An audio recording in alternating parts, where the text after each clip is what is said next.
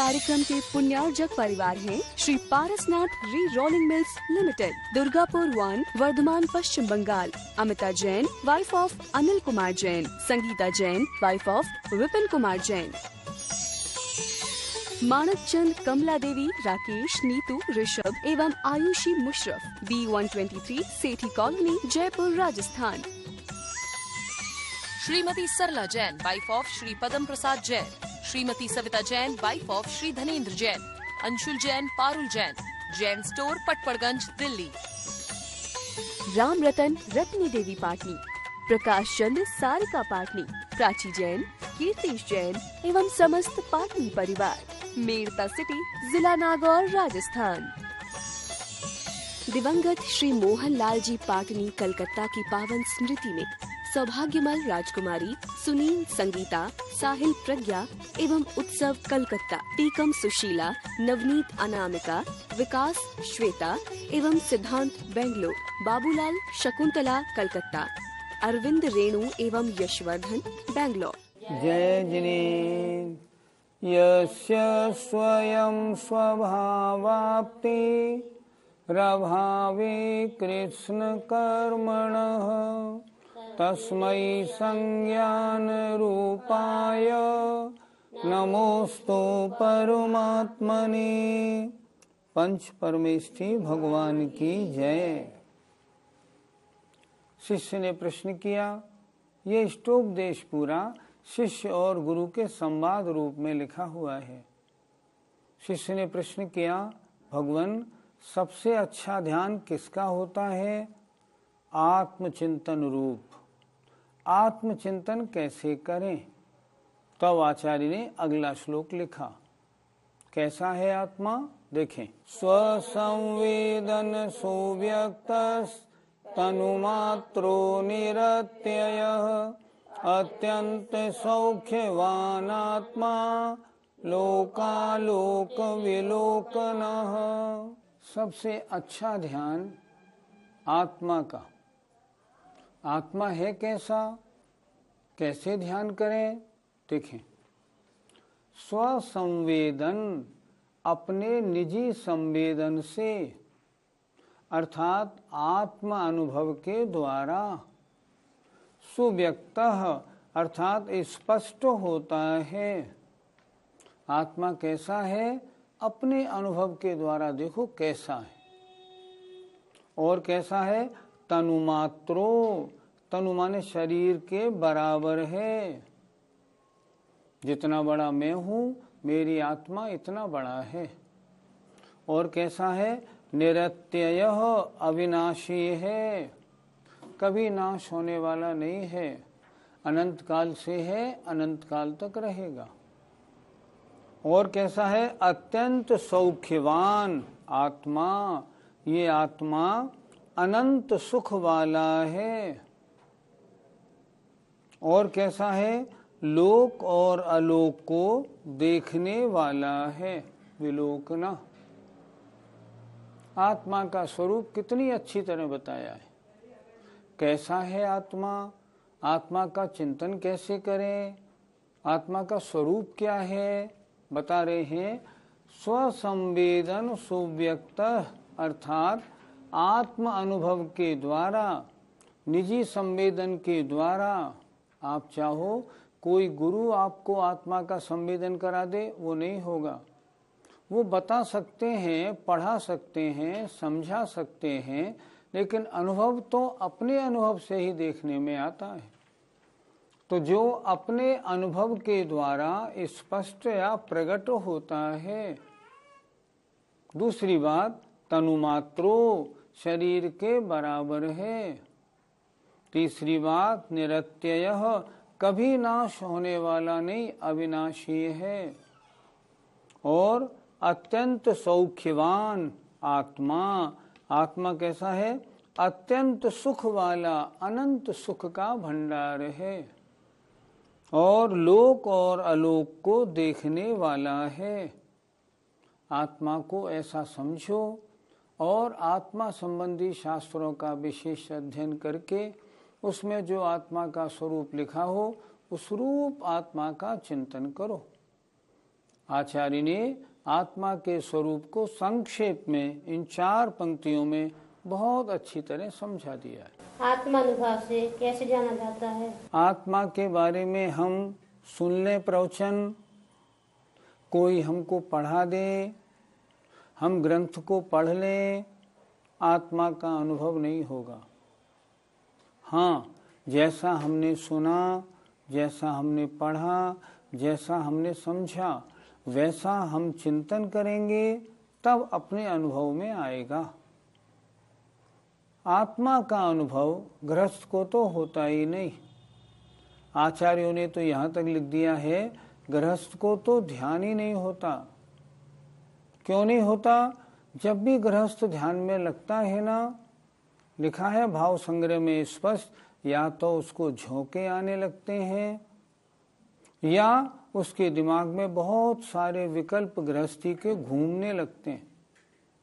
अच्छा, आप खुद सोचो, मान लो आपको ओम ह्रीम अरम अस्या उषा नमः की जाप देनी है।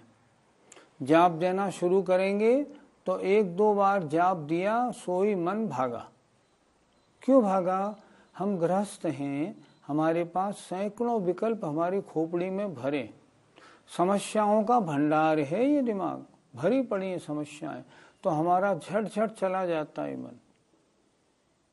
इसलिए शास्त्रों के अनुसार आत्मा को समझ के और योगी लोग इसका अनुभव करते हैं, गृहस्थों को अनुभव नहीं होता।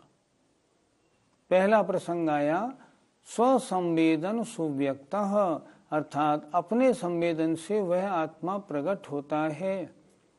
शास्त्रों का स्वाध्याय करें, आत्मा का स्वरूप उसमें लिखा हुआ मिलता है। जैसे तू चेतन अरुदेहो अचेतन, यह जड़ तू ज्ञानी, मिले अनादि यतन सो बिछुड़े ज्यों पे अरुपानी। कितना सुंदर लिखा है। रूप तुम्हारा सब सो न्यारा, भेद ज्ञान करना, और जोलो पौरुष थके न तोलो, उद्यम सो चरना। जब तक शक्ति है आत्मचिंतन में, आत्मा के ध्यान में लगे रहना।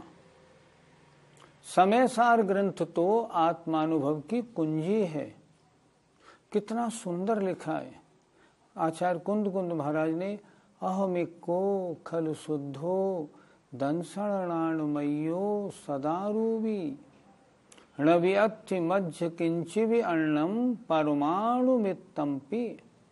हम इन गाथाओं को पढ़ें, पढ़ने के बाद इस पर विचार करें, विचार करने के बाद हम चिंतन करें, इससे तो आत्मा का ज्ञान होगा।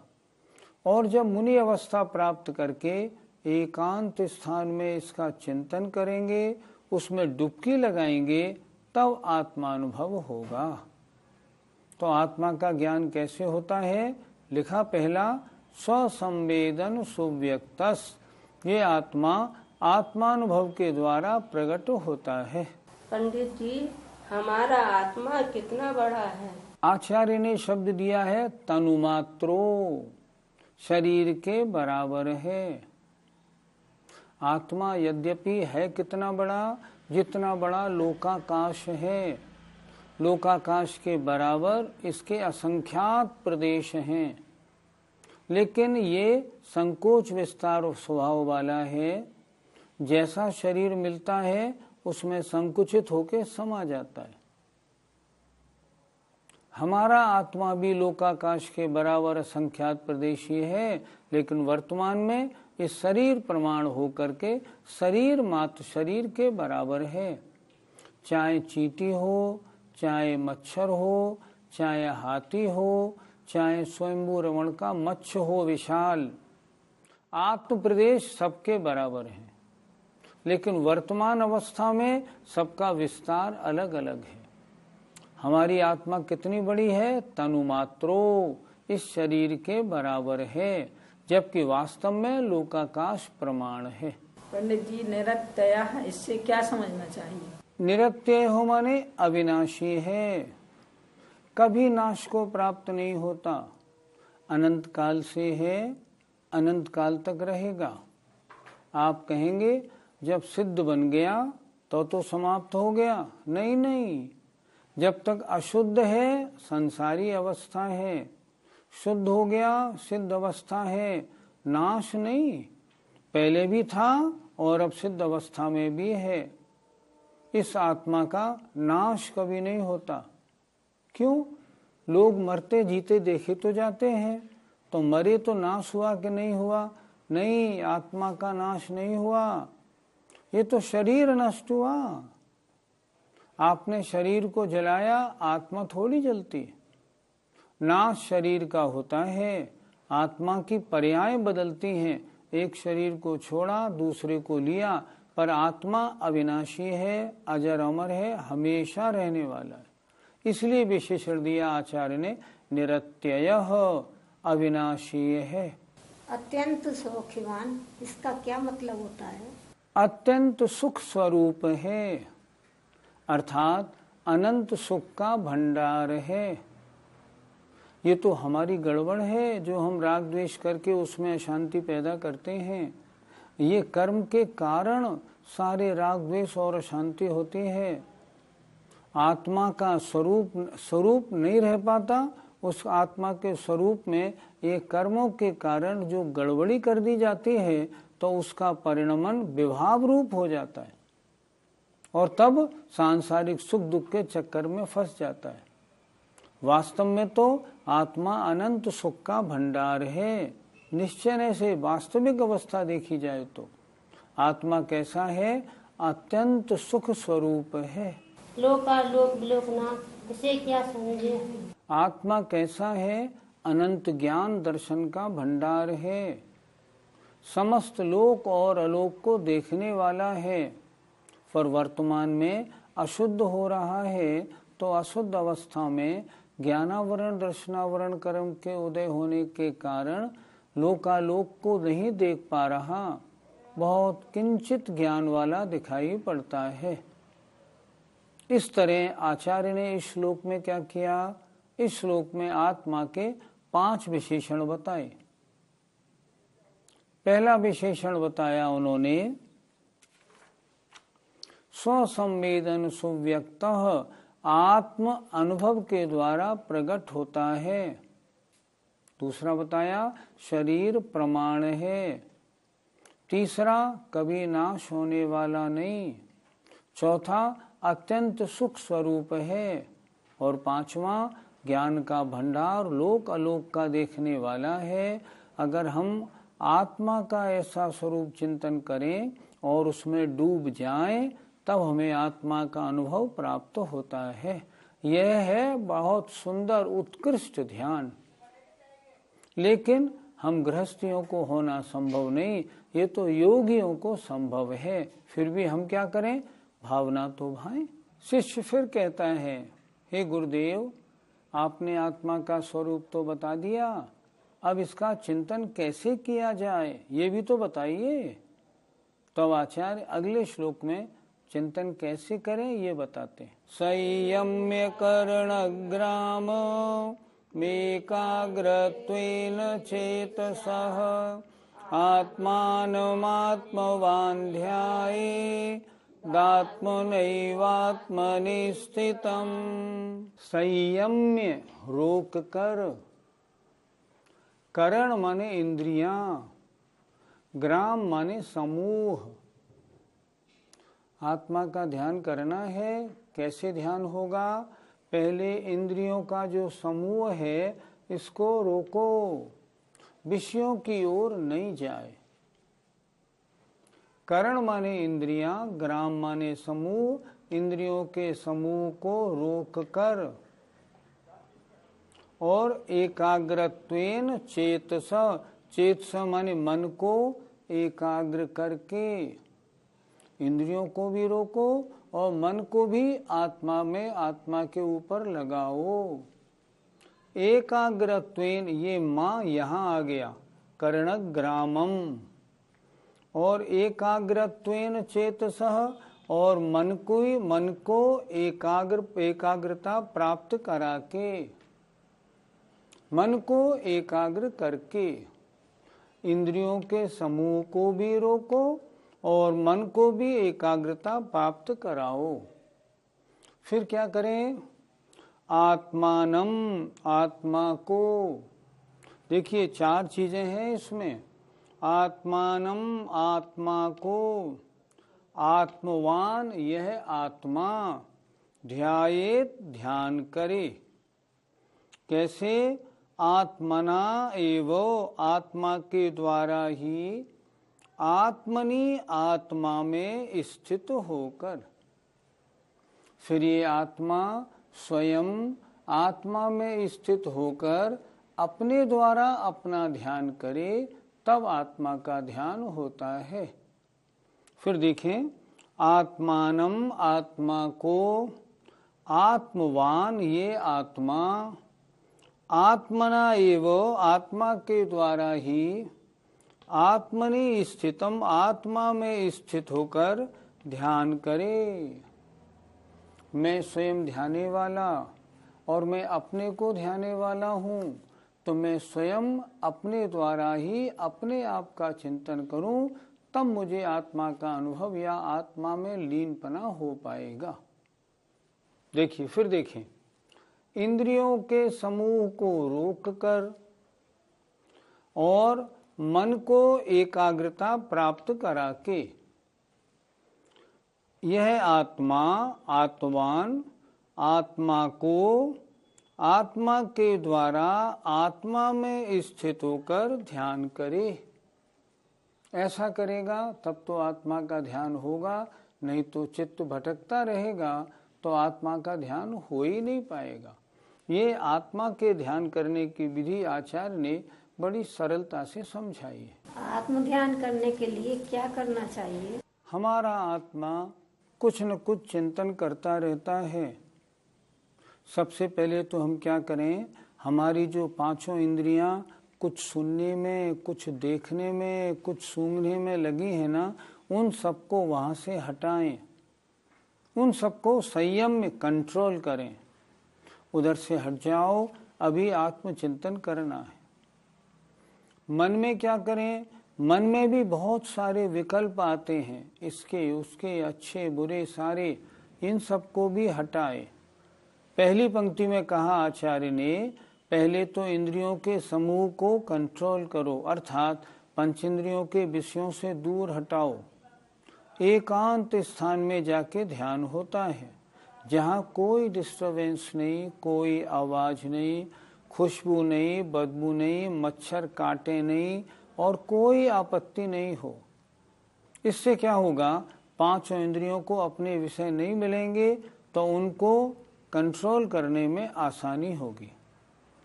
पहले तो अपनी 5 इंद्रियों को संयम में रोके, कंट्रोल करे। फिर क्या करे? मन के अंदर जो राग द्वेष रूप चिंतन की परंपरा चल रही है उसको भी हटाए। अब मुझे आत्म ध्यान करना है, सारे संकल्प विकल्प हट जाएं। हटा के फिर क्या करे? फिर यह आत्मा, आत्मा के द्वारा आत्मा का चिंतन करे स्वयं। कैसे करेगा? मेरा आत्मा कैसा है, जैसा पहले बताया था पहले श्लोक में, अर्थात तनुमात्रो, शरीर के बराबर है। पहले एक बार एक ध्यान कराने वाले आए थे, वो कैसे आत्मा का चिंतन कराते थे? वो कहते थे, आपका ये शरीर है, इसमें 2 वस्तुएं हैं। एक तो ये शरीर जो दिखने वाला है, एक आत्मा जो दिखने वाली नहीं है। ऐसा करो, सामने अपने शरीर को सामने बना के रखो, ऐसा का ऐसा। अब उसको 2 हिस्सों में बांट दो, देखने वाली आत्मा को इधर कर दो और शरीर को इधर कर दो। 2 चीजें हैं ना, दोनों को अलग कर दो। हमने अलग कर दिया, ये जानने देखने वाला आत्मा और ये पुद्गल में शरीर। ऐसा कर दो बिल्कुल, तब आत्मचिंतन बनता है। ये आत्मा कैसा है? जैसा पहले बताया, तनुमात्रो, निरत्ययः, अविनाशी है, अत्यंत सौख्यवान है, लोक अलोक का देखने वाला है, दर्शन ज्ञान गुण का भंडार, ऐसा ये आत्मा है। जिस समय सब ओर से निर्विकल्प हो जाएगा तब उस आत्मा का चिंतन हो पाएगा, अन्यथा संभव नहीं। आत्मा में लीन होने का क्या मतलब? लीन होने का मतलब आत्मा में एकाग्रता। एकाग्रता मतलब उस समय हमारे जानने में सिर्फ आत्मा ही आत्मा आए, पंचेंद्रिय के विषय अन्य कोई पदार्थ, राग द्वेष रूप कोई परिणमन, घर गृहस्थी व्यापार संबंधी कोई विकल्प नहीं आए। जब ऐसी अवस्था निर्विकल्प अवस्था बनती है तब आत्मा में लीनता होती है। आत्मा में लीनता का मतलब जब आत्मा सिर्फ आत्मा को ही जाने, अन्य किसी को नहीं, तब हम कहेंगे यह आत्मा आत्मा में लीन हो रहा है। ऐसे आत्मध्यान का फल क्या होगा? पहले चिंतन में राग द्वेष था, सांसारिक विकल्प थे, तेरा मेरा था, कर्म बंध होता था। अब जब आत्मा में राग द्वेष रूप विकल्प नहीं, निर्विकल्प अवस्था बन गई, और अगर कहें अध्यात्म भाषा में जब शुद्धोपयोग रूप परिणति हो रही है, तब ये सारे अशुभ कर्मों का बंध रुक जाएगा। और क्या होगा? संबर और निर्जरा आत्मा के साथ लगे हुए कर्मों का झड़ना शुरू हो जाएगा। आत्मा की पवित्रता बढ़ने लगेगी। मोक्ष प्राप्ति का यही तो उपाय है, और दूसरा उपाय क्या है? अगर उसने ध्यान किया, मान लो पंचम काल में शुक्ल ध्यान नहीं है, नहीं तो अगर वो ध्यान में डूब गया और शुक्ल ध्यान में वो योगी अगर चले गए तो कर्मों को काटेंगे, अरहंत अवस्था सिद्ध अवस्था को प्राप्त कर लेंगे। इससे अच्छा फल देने वाला तो और कुछ है ही नहीं। पंडित जी, ऐसा ध्यान क्या आजकल संभव है? हमने एक बार आचार्य विद्यासागर जी महाराज से कहा, महाराज जी, क्या वर्तमान में शुद्धोपयोग मुनि महाराजों को संभव है या नहीं? क्या कभी ऐसा हो सकता है कि वे निर्विकल्प समाधि, निर्विकल्प आत्मा के ध्यान में चले जाते हों? आचार्य जी ने कहा, किसी भी शास्त्र में पंचम काल में शुद्धोपयोग का अभाव नहीं लिखा, इसलिए शुद्धोपयोग वर्तमान में संभव तो है, क्योंकि ये स्वस्थान अप्रमत्त विरत गुणस्थान में भी होता है, इसका विरोध नहीं मिलता। लेकिन किन्हीं अच्छे जो अंतर्मुखी साधु हों, ऐसे साधु को कभी क्वचित कदाचित साल 2 साल में 1-8 सेकंड हो जाए तो बहुत समझना, क्योंकि पंचम काल में ऐसी स्थिरता बननी हमारे संस्थान के अनुरूप नहीं, हमारा शरीर इस लायक नहीं, हमारा मन इस लायक नहीं, बाधाएं बहुत हैं और ऐसे ध्यान के लिए सुविधाएं कुछ नहीं। इसलिए उत्तर क्या है आपका? उत्तर ये है, वर्तमान में भी जो अंतर्मुखी साधु हैं, जो बहिरंग चक्रों में फंसे हुए नहीं हैं और आत्म कल्याण के लिए वास्तव में साधु बने हैं, ऐसे साधुओं को भी क्वचित कदाचित कभी शुद्धोपयोग रूप आत्म ध्यान होने में आपत्ति नहीं।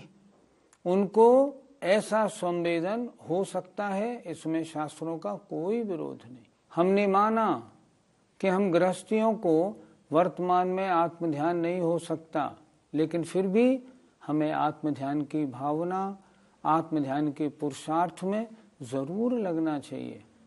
100% नहीं, 50% नहीं, 10, 5, 20% तो होगा, तो हम उतना तो करें और अच्छी तरह से ध्यान लगे भगवान हमें भी शुद्धोपयोग हो, ऐसी भावना रखें। जय जिनेंद्र। इस कार्यक्रम के पुण्यार्जक परिवार हैं Shri Parasnath re rolling mills limited, Durgapur 1, Vardhaman, Paschim Bangal. Amita Jain, wife of Anil Kumar Jain. Sangita Jain, wife of Vipin Kumar Jain. Manak Chand, Kamla Devi, Rakesh, Neetu, Rishabh एवं Ayushi Musharraf, B123 Sethi colony, Jaipur, Rajasthan. Shrimati Sarla Jain, wife of Shri Padam Prasad Jain. Shrimati Savita Jain, wife of Shri Dhanendra Jain. Anshul Jain, Parul Jain, Jain store, Patparganj, Delhi. Ram Ratan, Ratni देवी पाटनी। प्रकाश चंद, सारिका पाटनी, प्राची जैन, कीर्तिश जैन एवं समस्त पाटनी परिवार। मेड़ता सिटी, जिला नागौर, राजस्थान।